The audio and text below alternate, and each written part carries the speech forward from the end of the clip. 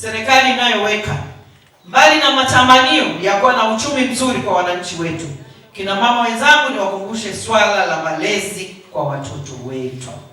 Tunakimbizana na mia kweli kweli, lakini lisitutoe katika malezi ya watoto wetu na malezi ya familia. Itakuuma sana we mama, umetafuta fedha nyingi, unatamani ule na watoto wako, mtoto alishakukimbia siku nyingi, yuko mtoto wa mtaani na hujui yuko mtaa gani. Twende tukakumbatie watoto wetu, tuwapeleke watoto wetu kwenye madrasa, tuwapeleke kwenye Sunday school wakamjue Mungu, lakini tuwapeleke shuleni wakapate elimu dunia ili wawe watoto wema. Twendeni tukawekeze kwenye maadili ya watoto. Hawa wasichana madada poa, hawa wasichana wanaotembea nusu uchi wanatoka majumbani kwetu, niwaombe sana, haya mafanikio tunayoyakimbilia hayatakuwa na tija kama hatutakuwa na kizazi bora na endelevu. Naomba tukumbushane, tukemee mambo yote yasiyofaa. Tumeacha mila zetu zote nzuri, tumeacha desturi zetu zote nzuri za malezi ya watoto. Watoto sasa hivi tumewakabidhi Facebook, Twitter, tumewakabidhi WhatsApp, ndio watoto wanalelewa hivi. Tutakuja kulia kilio cha mbwa. Leo ukutane na mtoto wako anajiuza huko barabarani, utajisikiaje wewe mama?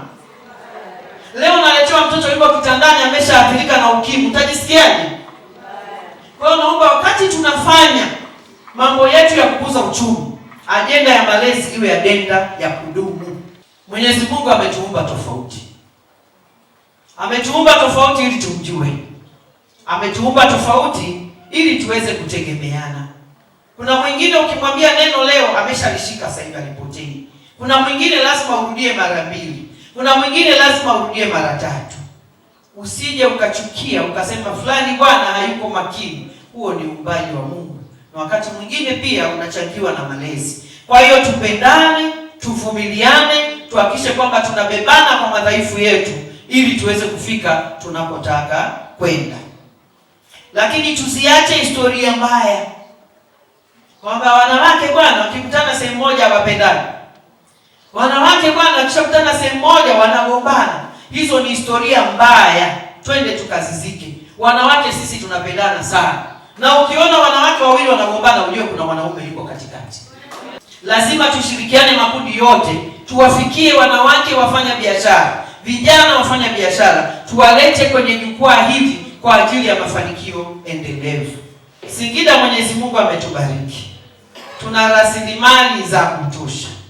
Tunao watu ambao ni wachapakazi na nyinyi mkiwa wamoja wapo. Lakini Singida tuna ardhi nzuri yenye rutuba, karibu mazao yote tunapanda katika mkoa wetu, inategemea tu ni mtu anatoka kwenye kanda gani. Lakini Singida tuna hali ya hewa nzuri sana.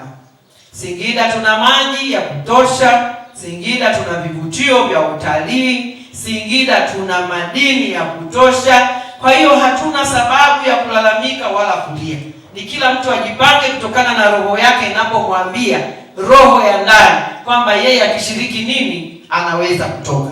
Tutumie rasilimali hizi kuzichakata, kukuza uchumi, lakini kuleta maendeleo katika jamii zetu. Ofisi ya mkuu wa mkoa na wasaidizi wangu wote tutakuwa tayari muda wote na milango iko wazi katika kuhakikisha kwamba tunawasikiliza, tunawashauri, lakini pia kutatua changamoto zenu. Alipo mwanamke hajawahi kuandika jambo hata siku moja. Kwa hiyo kama tutasimama kwa pamoja, tukashirikiana, tukashauriana, tukapeana elimu, tukapeana fursa, hakika tutasonga mbele. Singida tumejaliwa, kuna bidhaa nyingi sana. Kama tutasimama tukazitengeneza kwa ufanisi, hakika tutaenda kutengeneza mkoa wetu na tutaenda kukua kiuchumi. Kila mtu anajua katika sensa ya mwaka 2022 wanawake ni wengi. Kwa hiyo kama tutasimama kwa umoja, tutajingiza kwenye biashara, kila mtu akawa na kitu chochote cha kufanya, hakika utaufanya mkoa wetu wa Singida tutaenda kukua kiuchumi. Hamna sehemu ambayo itaenda kukua kiuchumi kama hamna biashara, hamna viwanda wala hamna uwekezaji. Kama wewe uko sasa hivi unafanya biashara ndogo, sasa ni fursa. Nenda uhakikishe unafungua kiwanda, hakika hakikisha unaenda kufanya uwekezaji mkubwa, na kama unafanya biashara ndogo, hakikisha sasa unakuwa kutoka pale ulipo, tunasema graduate, toka kuwa mdogo uende kuwa wakati, na mwisho wa siku uwe kuwa mkubwa. Tukishirikiana kwa pamoja, Singida tutaenda kuwa matajiri sana. TWCC ilianzishwa mwezi Disemba mwaka 2005 ikiwa na lengo la kuwaunganisha wanawake vijana wajasiriamali, kuwajengea uwezo wa kibiashara, kuhamasisha urasimishaji wa biashara pamoja na kutetea haki na maslahi yao. Kwa sasa TWCC ina chama zaidi ya 15,000 na inawafikia zaidi ya wanawake milioni 1 kupitia matawi 26 ya mikoa ya Tanzania bara na visiwani, vyama vya kisekta 14, majukwaa 11 ya wanawake wanaojihusisha na biashara za mipakani.